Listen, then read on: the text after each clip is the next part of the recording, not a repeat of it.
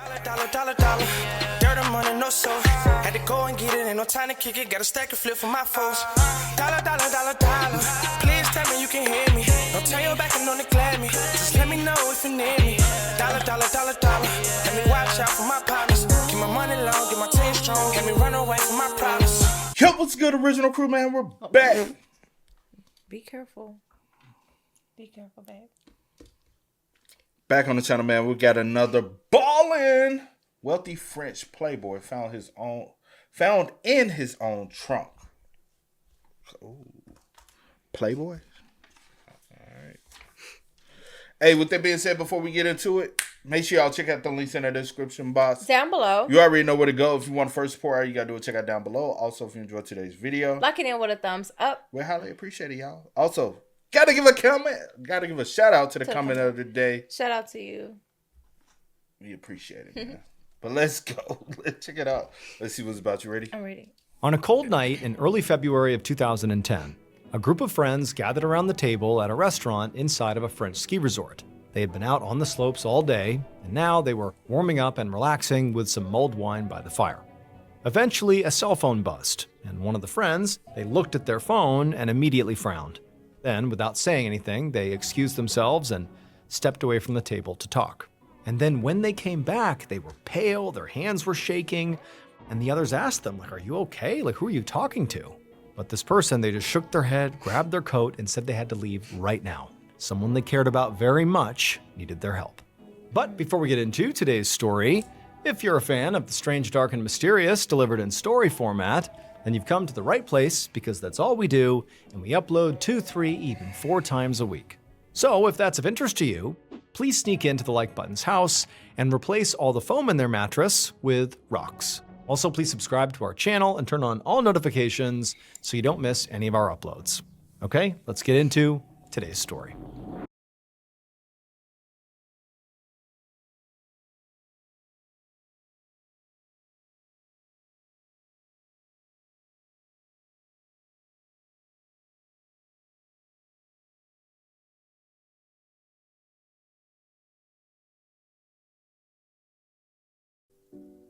On the afternoon of Saturday, February 6th, 2010, 61-year-old Alan Lelou set up the ironing board behind the couch in the living room of a little house outside the town of Chartres in northern France.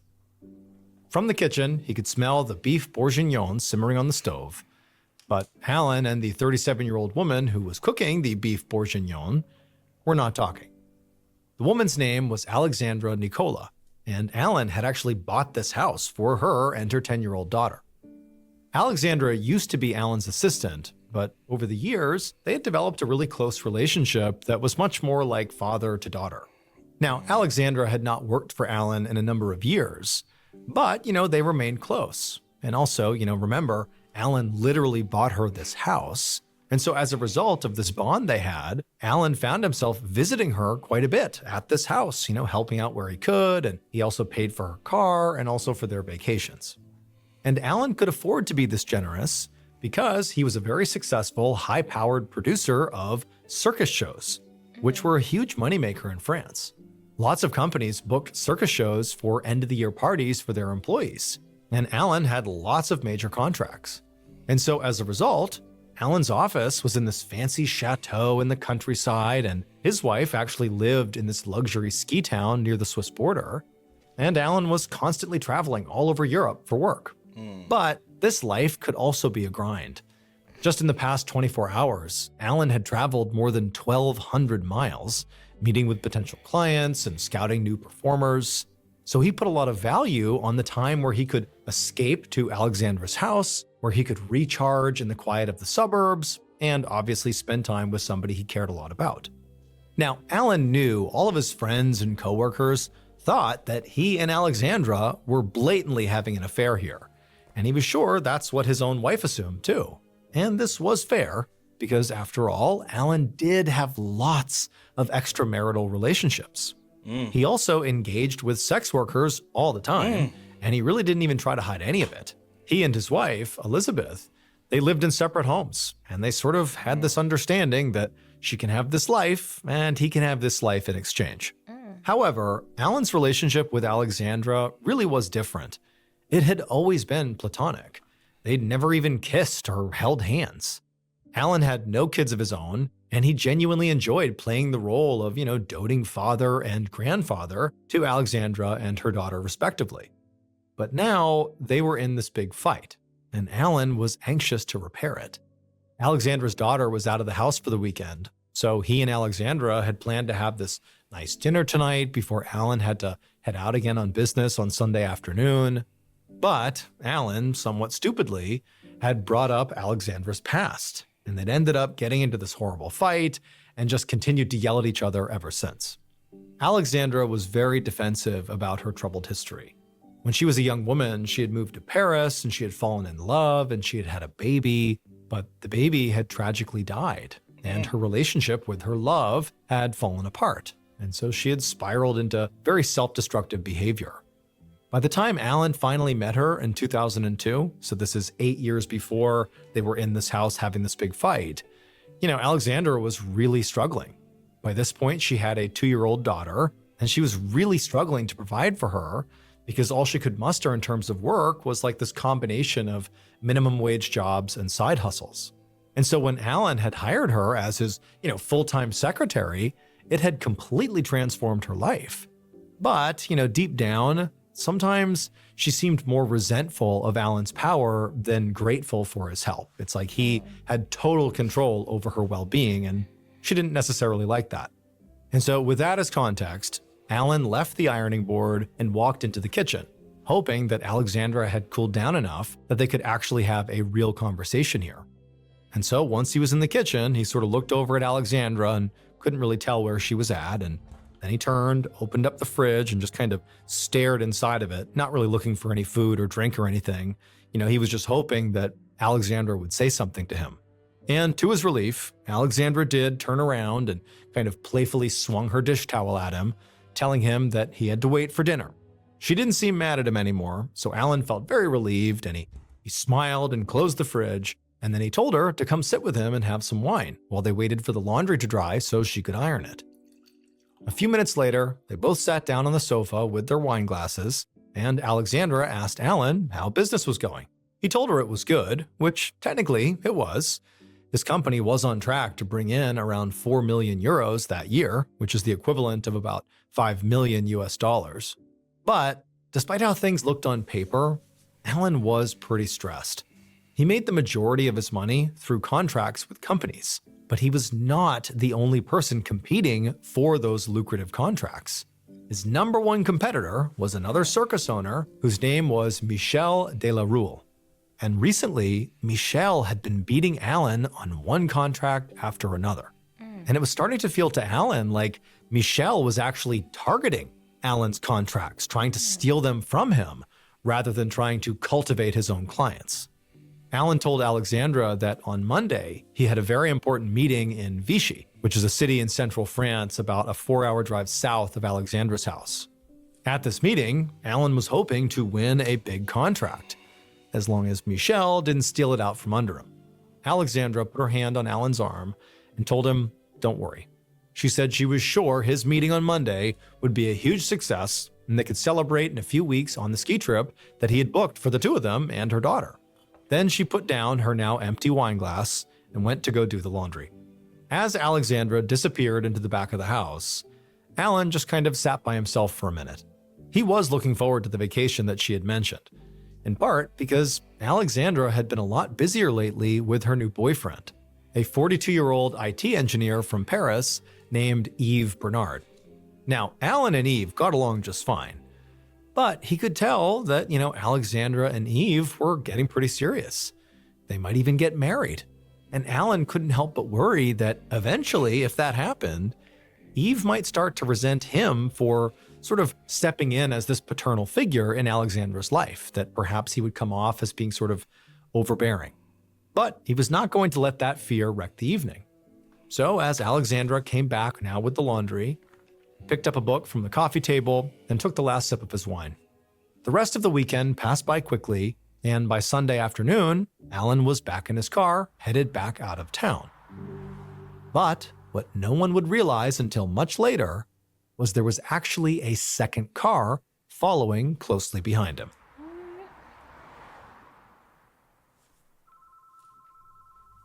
The following day, on the morning of Monday, February 8th, Alan Lilu's wife, Elizabeth, was drinking a coffee inside her home in the mountains when her phone rang. She picked it up and she heard the voice of Alan's assistant, Sylvie. And Sylvie sounded very worried. And she said she was calling to see if Elizabeth had heard from her husband recently. And this was pretty strange, because Alan was not the type of person to just disappear from work without telling his secretary. So Elizabeth told Sylvie that no, she hadn't heard from Alan in a few days. And then she asked Sylvie, why? What's going on here? And as Elizabeth listened to Sylvie's answer, she felt herself growing really nervous. Because apparently, Alan had this very important meeting in Vichy that morning, but he had not shown up for it. In fact, he'd never even checked into the hotel in Vichy where he was supposed to be staying.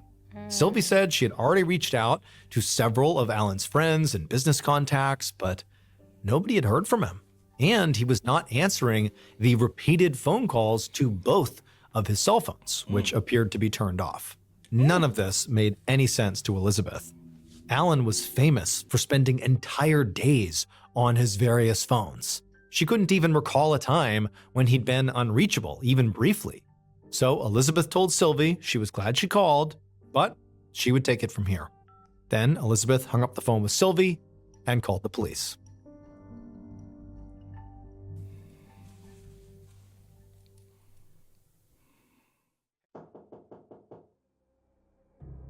A week and a half later, on February 19th, a young police officer knocked on the front door of a little house outside the town of Chartres in northern France. Now, up until this point, Alan's case had been treated as a simple missing persons case, with the local police in Alan's wife's hometown handling the inquiry, which was pretty basic. But now, enough time had passed without Alan being found and no evidence coming in, that the original report had been kicked over to the crime division because they were thinking this could potentially be a kidnapping or something worse. This young officer was here at this home because it was the last place Alan was known to be before he went missing. The door of the home opened and a thin blonde woman looked out. The officer asked her if her name was Alexandra Nicola, and she said yes. When he explained to her why he was there, Alexandra looked immediately concerned and invited him inside. And as she led him into her living room and offered him a seat on her couch, the officer looked around, taking stock of the space. It was clean, but a bit cluttered, with toys that appeared to belong to a young girl scattered about. The officer scanned for any signs of a physical fight or violence of some kind, like damage to the walls or the furniture, but there was nothing that stood out, nothing concerning. Alexandra began asking the officer pretty anxiously all these questions about, what was going on with Alan. Was he hurt? Was he in some kind of danger? What do you know? But the young officer just shook his head and said, for now, they really didn't know much. He was just here to try to build a timeline of Alan's last known movements. And so speaking of that, he asked Alexandra to please walk him through what she remembered about her last interaction with Alan. The officer took careful notes as Alexandra began to rattle off all the details she could remember.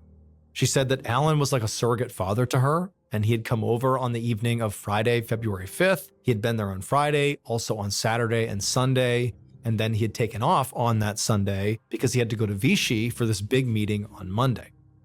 She told the officer that after he left for that meeting, she hadn't heard from him, but that was pretty typical. She said their relationship was not remotely romantic, it really was platonic.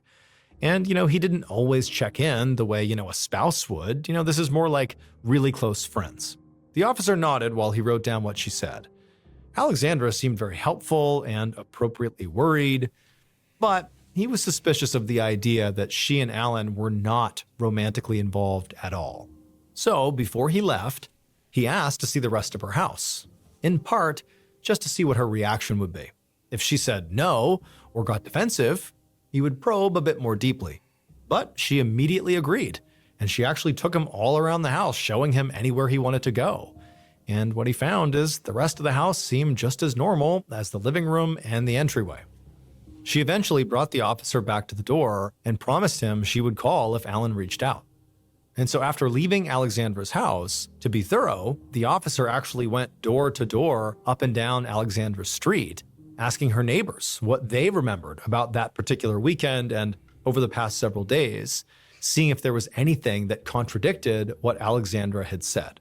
But everybody, more or less, confirmed Alexandra's story. Alan was indeed a regular visitor in the neighborhood, and several people did remember seeing him on the weekend in question and said that really nothing had seemed off. So eventually, the officer just left and went back to the station, and when he got there, he wrote a report highlighting Alan's last known destination of Vichy. Over the next week, police in Vichy, as well as in the ski town where Alan's wife lived, followed up on the loose threads of the investigation.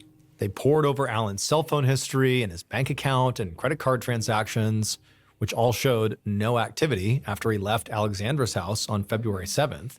They also spoke to his business connections and his friends, but no one had heard anything. And they even put in a request to the car company, Audi, for the GPS data that was stored in Alan's car, which was an Audi Q7. Now, the investigators knew it was entirely possible that Alan had chosen to disappear. I mean, he was very wealthy, he had lots of connections. That was a possibility, that he had basically chosen to be gone. And if that was the case, it would be pretty difficult to find him.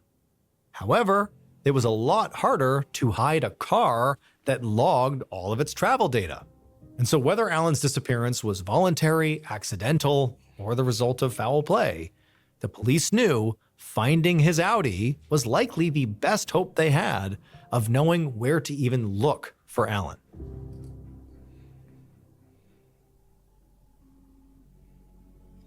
On February 26, 2010, so 19 days since Alan was reported missing, a detective named Pierre Martin stood in a secure impound lot in the city of Orléans, France, looking at Alan's gray Audi Q7. The GPS data that police had requested from Audi had come back a few days earlier, and it had led detectives to a surprising place. So again, the last place where Alan was known to have been before he vanished was leaving the home of his surrogate daughter, Alexandra Nicolas, near Chartres, France, and heading to Vichy, France for a business meeting. But his Audi had not been found in Chartres or Vichy. Instead, it had been discovered in the parking lot of a train station in Orléans, which was in between those two cities. And so to the police, it sort of looked like he had gotten halfway to his destination and just stopped.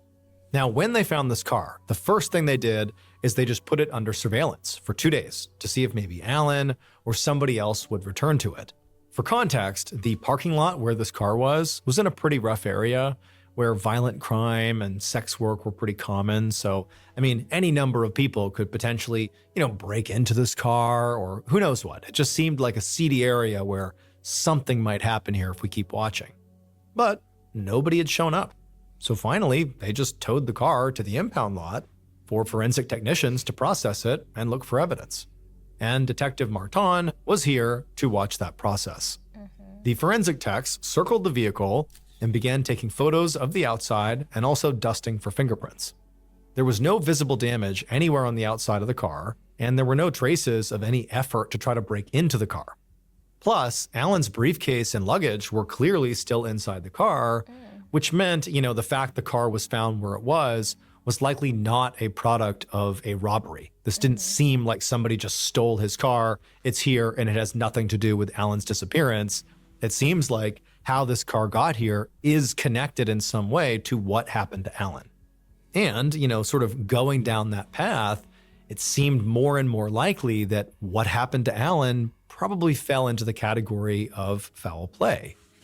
However, when the technicians opened up the car doors and began dusting for prints inside, the upholstery was disappointingly clean, which doesn't exactly sort of enhance the idea that foul play happened here. It just sort of seems like what's going on.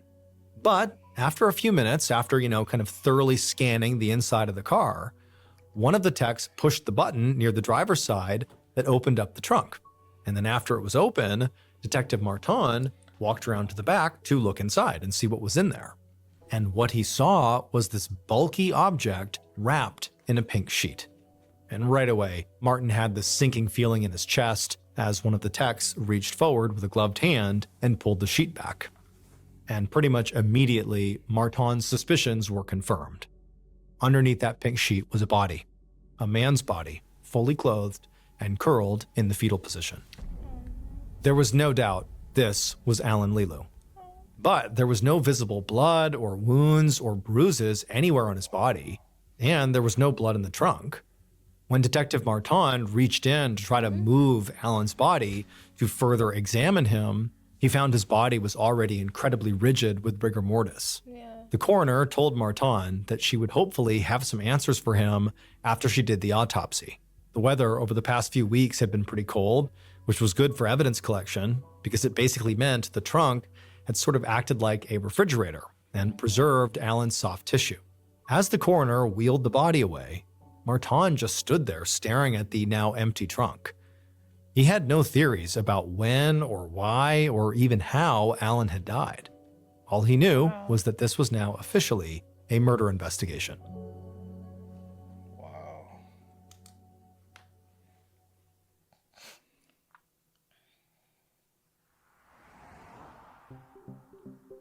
Detective Martin returned to his office at the police station and got to work. Since Alan's body was found in Orléans, he was now in charge of the murder investigation. His first step was to review all the witness statements and other evidence that had already been gathered by the other departments. And right away, the picture they painted told Martin that this was going to be a very complex investigation with lots of suspects and multiple locations. Alan was a workaholic who was always on the move, and he had no apparent connection to the city of Orléans, where he had ended up. In fact, he rarely seemed to spend more than a few days in the same place. He didn't live with his wife. Instead, he seemed to bounce between his office and a series of hotels, with stops at the home of a woman named Alexandra Nicola in between. According to reports, Alexandra had been interviewed, and she said that Alan was at her house the weekend before he disappeared. And so this made her the last person to see Alan alive, which, in Martin's mind, clearly made her a suspect right off the bat. However, Alexandra's story about Alan leaving her house on Sunday, February 6th, matched up with the data Martin had from Alan's car, cell phone, and credit card records, which all showed that Alan really did leave her house and went to Orléans on that day, and then, for reasons unknown, stopped communicating or spending money. Maybe that was the day he was killed.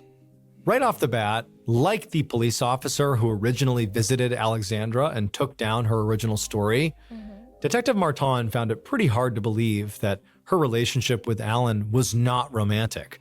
It just seemed like, based on how frequently they apparently saw each other and the fact that Alan was buying her things and, bought her house and paid for vacations and things like that, it just seemed like there was more to the story than what he had been told. But even though that did totally cast some level of suspicion on Alexandra, there was also just a logical side of it for Detective Martin, which is like, okay, the size difference between Alan and Alexandra was stark. I mean, Alan was 240 pounds, a really big guy, and Alexandra was just very small and petite. Now, is it impossible for her to kill him and put him in the trunk of the car in Orléans? No, but it just makes it sort of unlikely. And so that's just sort of floating in the background of Detective Martin's mind. But for now, what Martin found himself much more interested in was some of the other information that Alan's business associates and wife had supplied. First off, Alan apparently had lots of affairs with lots of women. And so that meant every one of those women, and any husbands or boyfriends or other romantic partners of any kind connected to them, were also suspects. It also meant that Alan's wife, Elizabeth, had a motive to want her husband dead. I mean, basically, he's cheating on her openly all the time. That's got to be motivation for her to do something to him. Now, Martin didn't think that Elizabeth literally would have done the killing herself, because she was actually 400 miles away at her home when her husband died. But she certainly had the financial means to hire a hitman. And the second thing that Detective Martin got from the associates and from Alan's wife was Alan's business dealings were both very high stakes and very ugly. Alan's employees and colleagues clearly respected him, but they also described him as a very tough boss and a ruthless business person. He could be very loud and abrasive, and he had already made his fair share of enemies in the circus business, which was already known to be a cutthroat industry where a lot of money was flying around.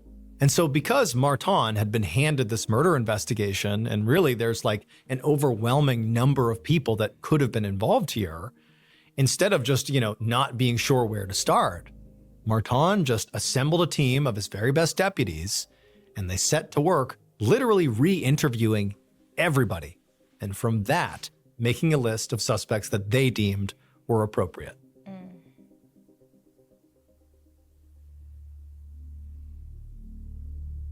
3 weeks later, on March 17th, Detective Martin walked into an interrogation room in the Orléans police station, and he sat down across from a relatively fit-looking 50-year-old man who was waiting for him quietly and apparently very calmly. The man's name was Michel de la Rue, and he was Alan's biggest rival in the circus business. He was also, at this very moment, Detective Martin's #1 suspect in this murder. Martin and his team had spent the last few weeks conducting dozens and dozens of interviews, and Michel's name had come up more times than anybody else's. And this was because, immediately after Alan disappeared, Michel had begun contacting Alan's clients, trying to get them to all sign new contracts with him, sort of a pretty cutthroat and cold thing to do. And Detective Martin had done the math on these contracts Michel was going for, and they added up to the equivalent of millions of dollars, which in the detective's mind was a very compelling motive for murder. Maybe Michel killed this guy specifically to gobble up these contracts. And not only that, but the coroner had by this point come back with Alan's cause of death. He had been strangled using some kind of ligature, like a rope or a belt, and it likely took between 5 and maybe 10 minutes for Alan to actually be strangled to death. So the idea is someone's actively strangling him for that long. That is a long time to be right there on top of somebody, killing someone. And then the scratches that were found on Alan's legs suggested that his body had been lifted into the trunk after he was already dead. So the death struggle, the actual strangling, clearly took place outside of the trunk. And so all that meant whoever killed Alan had to be pretty strong. And looking at Michel now, Detective Martin thought that he did fit the description. He seemed like a pretty fit, strong guy. However, as Martin began asking Michel questions and watching his face and body language for signs of anxiety or defensiveness that could suggest he was hiding something, what he found was Michel seemed pretty open and very straightforward, like he was not hiding a thing. Michel immediately acknowledged poaching Alan's clients, but he just shrugged as he explained it. That was business. He said he was sure if somehow the positions were reversed, Alan would do the same thing to him. And also, he said he had an airtight alibi. On the weekend, when the coroner believed Alan had been killed, Michel had been hundreds of miles away skiing. And then Michel produced this folder full of these receipts and all these phone numbers, and he handed it over to Martin, who took it, and he told Michel, okay, sit tight. And then the detective got up and he left the interrogation room and he handed over this folder to another detective to check out. But that part took you from. It's tying all back in. Yeah. But my biggest thing is with Michel is how long did you wait? Was it once it was reported that the body had been found, or is it when it was reported that he was missing? Because if he's just missing, you know what I'm saying, why go ahead and start pushing? But if it's when he was reported to have been found, then I'm like, okay, that doesn't. Also, could multiple people be tied or looped back around to each other? And that's a big thing for me. Because some people, your competitors, sometimes they try to find out your business, your messiness, your what's in your closet. If he knows that, hey, Alan is messing with Alexandra, he might come around and try to mess with Alexandra too, just to mess with you. But you never know. Room, and he handed over this folder to another detective to check out. But after that, Detective Martin did not go back into the interrogation room. Instead, he grabbed another detective and told them to take a shot. The idea was to sort of have a good cop, bad cop sort of dynamic to see if maybe that would rattle Michel. And so Detective Martin watched from behind the two-way mirror as the next detective walked inside and took a stab at, breaking Michel. But their conversation basically played out the same way that Martin's had. So Martin signaled for another detective to go in there and have them take a shot. But they too had a sort of run-of-the-mill conversation with Michel, and they didn't make any progress. And then finally, after basically hours of cycling different detectives into the room to try to catch Michel in a lie, Detective Martin felt a tap on his shoulder. And when he turned around, it was one of his deputies who told Martin that unfortunately he had called all the people that Michel had given them information for, all the witnesses from the ski resort, and he had also even called the manager of the ski lodge.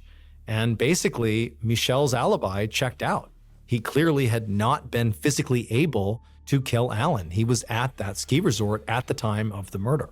At this point, Martin knew he could not just keep Michel indefinitely and just keep trying to catch him in a lie. Even if there was some possibility here that he was involved in this murder, at this point, there just wasn't enough evidence. And so he had to let Michel go.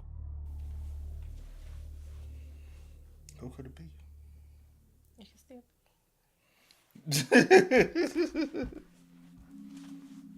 A few days later, Martin was back at his desk combing through reports when a uniformed officer came up and told him there was somebody at the front desk who really wanted to talk to him.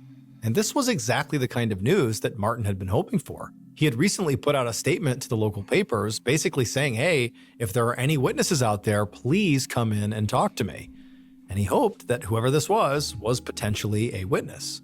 And so Detective Martin followed the uniformed officer out to the lobby, and there he saw the person who had come in to see him. It was this man who appeared to be in his early 50s, who was dressed all in black with these shiny black shoes and glasses. And Martin wondered if maybe this was a business contact of Alan's. And as he went up to shake the man's hand, he sort of felt himself getting excited. But then this man introduced himself, and when he did, Martin had to resist the urge to just turn around and walk away right there. Because the man said his name was Remy Saint-Touren, and he was a professional psychic. Martin did not believe in psychics, and he was annoyed with the police officer for even bringing him out here to meet this person. And so Martin was literally about to just tell Remy to, thanks for coming in, but I don't have time for this, you need to go. But then he thought better of it, because Martin was really having no luck with this case. There had been very little forensic evidence recovered from Alan's car. There were no usable fingerprints, and while the bedsheet Alan's body was wrapped in did have some DNA on it, it didn't match anything in their system. And then the business leads that Martin had been pretty excited about hadn't panned out either, and he'd found no evidence that anyone in either Alan's personal or business circles took out a paid hit on him. Martin's team had also spoken at length to Alan's surrogate daughter, Alexandra, and all the women he was having affairs with, and all the sex workers he had engaged with, and none of them, nor any of their boyfriends or husbands or partners, made sense as the killer. So, out of a mixture of a little curiosity and a lot of desperation, Martin brought Remy the psychic back to an interrogation room and asked him what he thought. Remy explained that he had heard a news bulletin about Alan while he was driving, and when he heard it, he had a vision that was so vivid that he actually had to pull over. He said he saw Alan Lilu as clear as day in this physical struggle with a woman.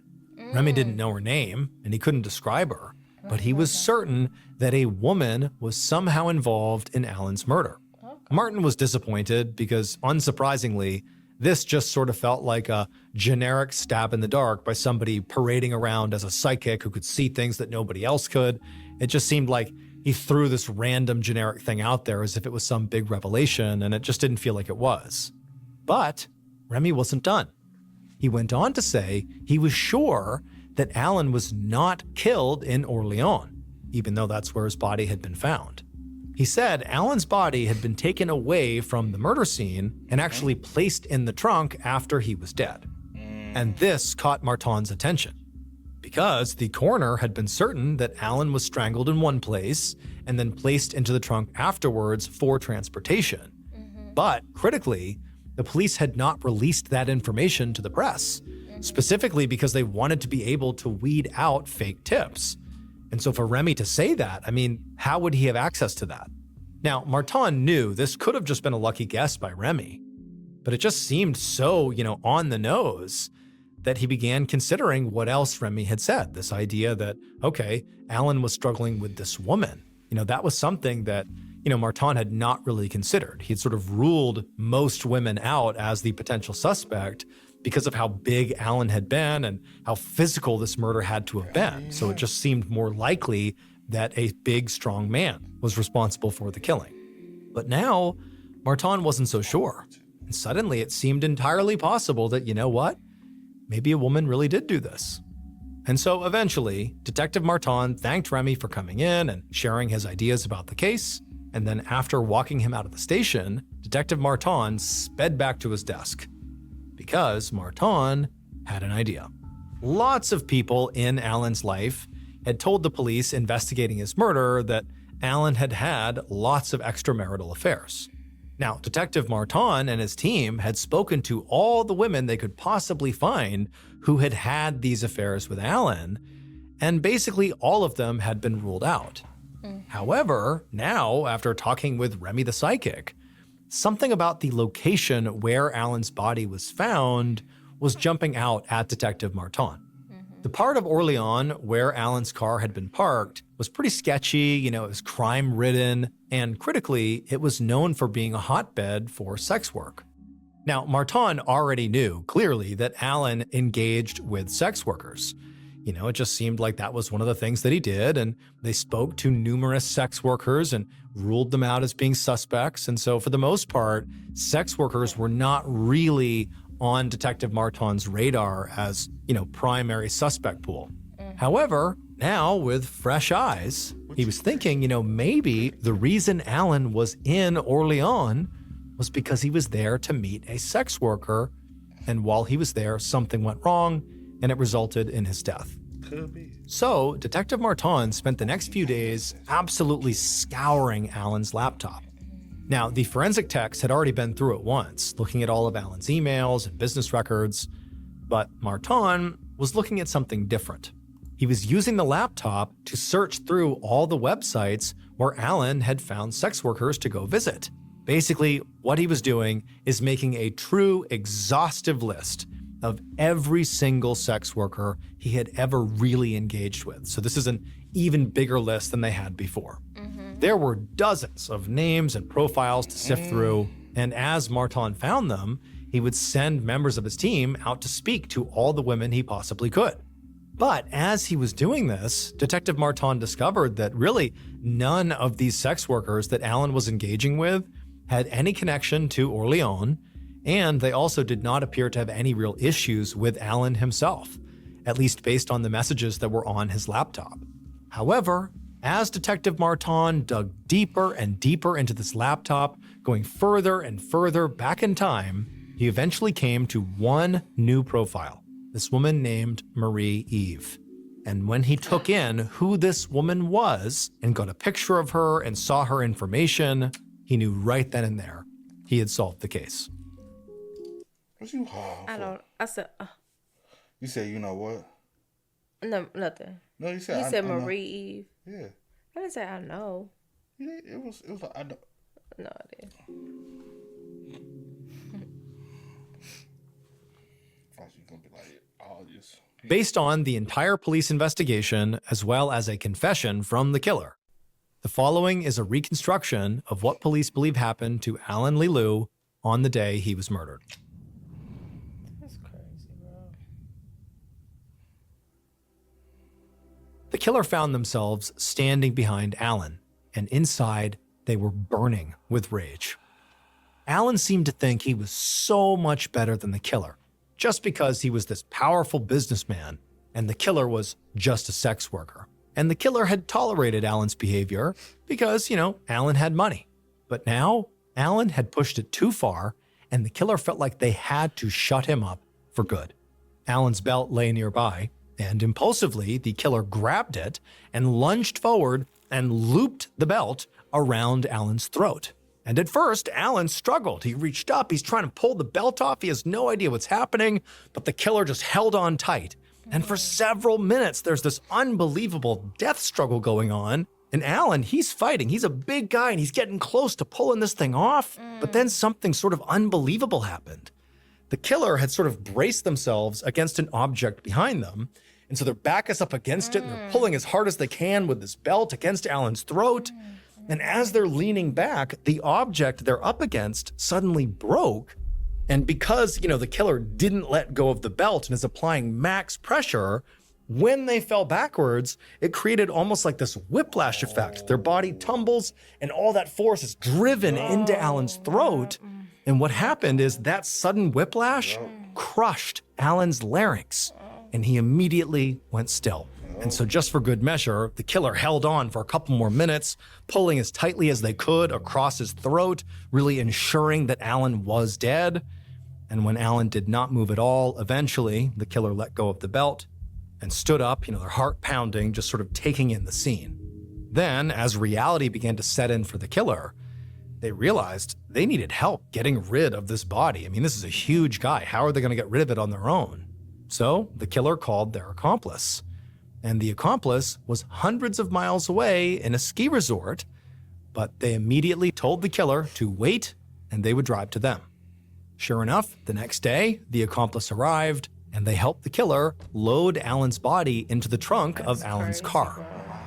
Then the killer climbed into Alan's car and drove it to the train station in Orleans. Wow. Behind them, as they made this ride, police would realize much later there was a second car being driven by the killer's accomplice.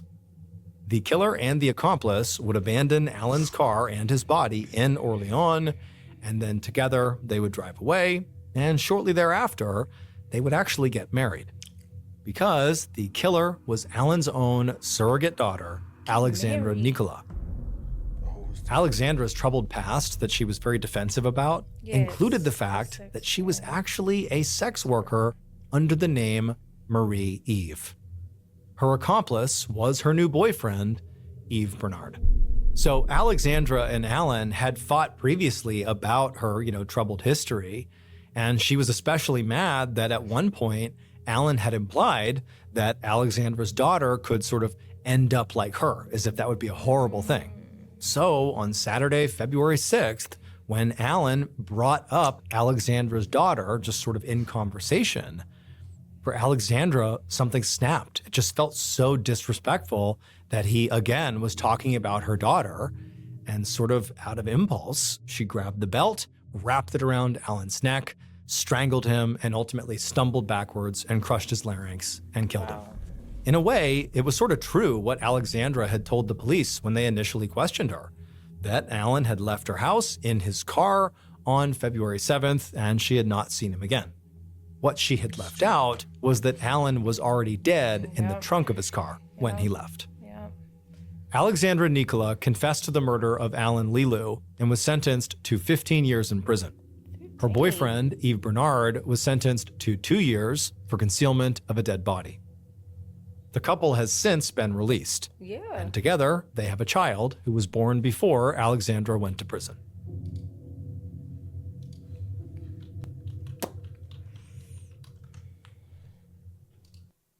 What the So who is Yves Bernard?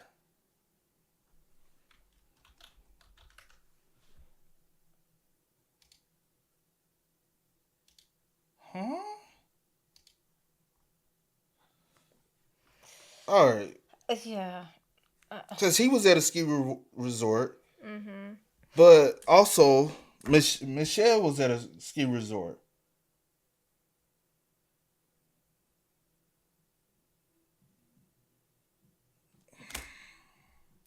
I think this shit was a big setup.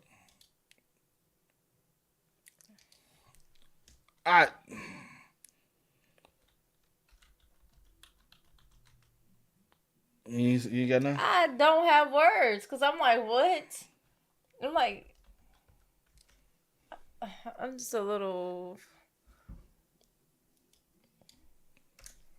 confused, Shad. Well, I ain't even confused. I'm just kind of like, Man, that's the only like photo you have of her.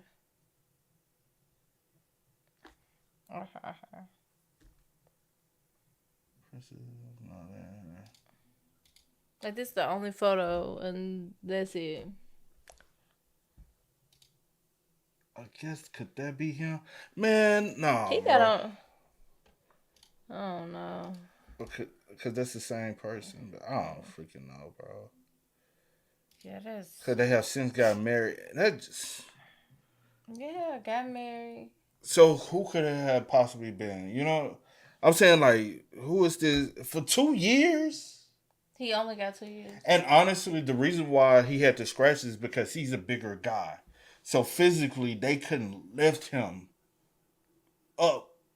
Mm-hmm. So they struggled to even put him in a put him bag. in there, yeah. He's a bigger guy. He's deceased. And he was at a ski resort 300 miles away. Michelle was at a ski resort 300 miles away. If those metrics are...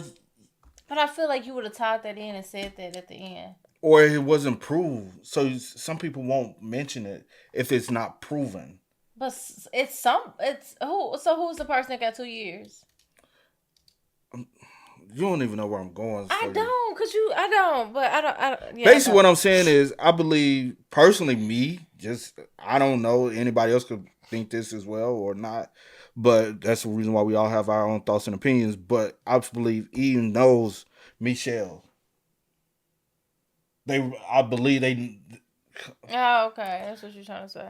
Because right after he's now deceased, you go ahead and start... He's missing. All right, let me go ahead. Did that... I think it was all conspiracy and planned out. Mm. And, like, come on now. We all knew this man was... He was a side piece that he fell in love with. Yeah. You wasn't a rando that he just kept hooking up with. He probably did have other escorts that he would hook up with, but he fell for you probably because of a sob story. You're sad, you're emotional. You know what I'm saying? He's like, hey, she has a child.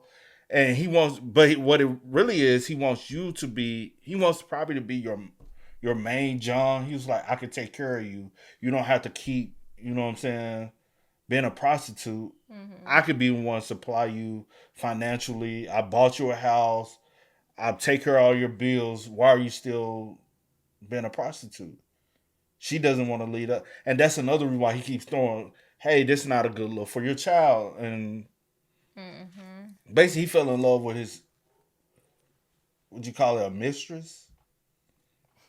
That turned into a girlfriend for him. Yeah. And honestly, who knows? He probably had felt the type of way for you to be talking to Eve. Probably. Because what maybe it said like, what can he do for you that I can't do? That I can't. You know what I'm saying? He can marry her. He can reproduce. Well, some people still, you know. Yeah. Some people still. Yeah. But maybe that's just a coincidence. I was thinking the same thing, and I thought it was going to tie in at the end, and he was going to say something about. But since he didn't, I don't want to speculate. But I kind of thought what you were thinking as well. But it can't be proven. It can't be proven, man. But was Alan? That's how you pronounce it. Yeah. Alan. Rest in peace to Alan. That's the only bad part of it. It can't be proved, but there's a real weird coincidence of it. Both of you, Eve and Michelle, was at it. And you just tell me this night was the night that, okay, this the end all be all. And then I'm going to automatically leave the ski resort and come. Maybe the ski resort was the alibi. Was the alibi but it's still... Yeah. And it was the day he's supposed to be traveling to. Yeah. So you knew he was gonna come meet you. True. And honestly, you're now used to a man taking care of you, and Alan, he's financially providing for you, right? Mm-hmm. You telling me Eve is wanting to marry a prostitute? You know what I'm saying? Like you're not willing to give up that life. or was somebody willing to pay y'all to get rid of him? Because now Michelle, my competitor, is now deceased as well, right? Mm-hmm. I can go out here and charge whatever because he can't. He's dead and gone. I have no competitor now, no main competitor. No main competitor. Yeah. So I can charge a high rate. So now I can afford to say, here go $1 million to y'all. I'm finna go make, because Alan was on the verge of making almost $5 million. But honestly, me now, I can make $10 million because who you gonna go get now? You gotta pay me. True. I don't know. That's just my thoughts. I'm like, is there a way, or did y'all even look at a possibility that there's a way to loop them two together? Or I don't know how many ski resorts. They could have been at separate ski resorts, but it's just a weird coincidence that Eve is at a ski resort that same night. Did we look and see a possibility that if they were both at the same ski resort? I just want to know, because they both are at the same ski resort. I'm like, but also they only got 2 years, 2 years and 15 years for a homicide. The fact that she only got 15 years is crazy to me. The way you did it. I guess y'all second degree, man. I think that's premeditated because there's no coincidence. Yeah. And that him saying that's made you snap like that and to take his life. Like I would have been like, I don't want to see you again. Be mad, leave. You got to leave. Because she already got a house out. She already got a house out of him. She got a car too, right? I'm pretty sure a lot of things. I'm pretty sure he was taking care of her. Yeah, he was providing for her. So you like, I got my main essentials. Her child. I got my main essentials out of you, so I can get rid of you and let Eve come take care of. Cause we didn't. I don't know. I think it was a semi-paid hit. That's what you think. Yeah, cause he kept Michelle kept undercutting him. Yeah. You already torment. You my biggest headache, and vice versa. He's your biggest headache. True. I get rid of my headache. And 2 years. Oh, you can go do that 2 years. 2 years was nothing. And we seen what their prison system look like. It ain't harsh like the American prison system. You can go do those 2 years. 2 years, man, that's a vacation. Wow. But we can't and they still together. And they still, well, yeah, from what we know. From what we know, they're still together. Mm-hmm. So wouldn't it make sense? A little bit. And I'm pretty sure, what you went back to the house that he bought for you? I mean, I know it probably wasn't being upkept, but he was only in there for 2 years. What? That was you know what I'm saying? She probably didn't even. Did she even do the whole 15? I don't know how they. I don't know how theirs is. Yeah. But regardless of the fact she out now, I wonder what she doing with her life. I wonder what they doing. Because she went in at 37. You can take somebody's life like that. 15 years. What's that? 52. That's ugly though. 52, but still. And we already had a kid, so now I got 2 kids. My oldest one, she would have been 25 because she was 10 at the time. And who was that baby by? Remember, he said it. He said it. No, I'm talking about the first child. He said it. He said about no. He didn't say she had a miscarriage. I mean, she had lost a child. Oh. He spoke on it. She had a previous lover and she was pregnant. And I think she was. Okay. I don't know. There was a lot going on. A lot of information. But okay. But rest in peace to Alan, though. That's sad. I just think he was set up, bro. I really do. But y'all spend most up, man. Let us know y'all thoughts about it for us in the comments down below. But until next time, y'all know how it go, man. I do go by the name DJ New Kid. This is Sierra Nicole. We are. Kid and C. We are. Time to kick it, got a stack of flip for my foes. Dollar. Please tell me you can hear me. Don't turn your back and don't neglect me. Just let me know if you need me. Dollar. Let me watch out for my power.